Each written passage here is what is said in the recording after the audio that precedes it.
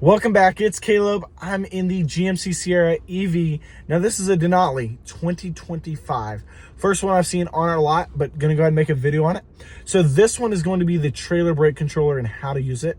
So let's hop right in. So first things first, you're gonna wanna locate your trailer brake controller. And that's gonna be to the left of the steering wheel, just right here. And I'm gonna open the door just so you can see a little bit more light. I'm still sitting in the seat, so it'll stay on. Yeah, there we go. Sweet.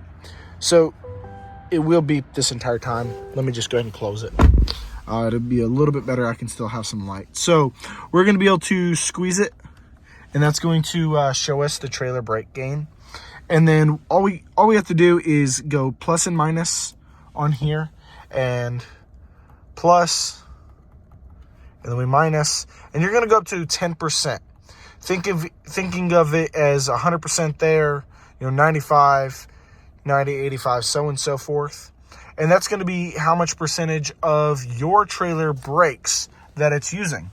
Now, everything's right here. And then to, use the brakes, you clamp it to show you where all of that's at as the vehicle's going to shut off on us. Because that's how the new Sierra EV works. But you're going to come to the back here. And it's pretty easy. It's not near the hitch. But right here, you have your 7-pin adapter, which you're going to want to make sure you have connected. And then you also have transparent trailering. This is for inside the trailer, and this is for the exterior of the trailer, so you can fully see through it. But you're going to want to connect that so that your brakes do work. And you will have to have a trailer with trailer brakes in order to use your trailer brake controller. I know I've said that a lot, but it's pretty easy. Trailers with brakes do cost a bit more than ones without.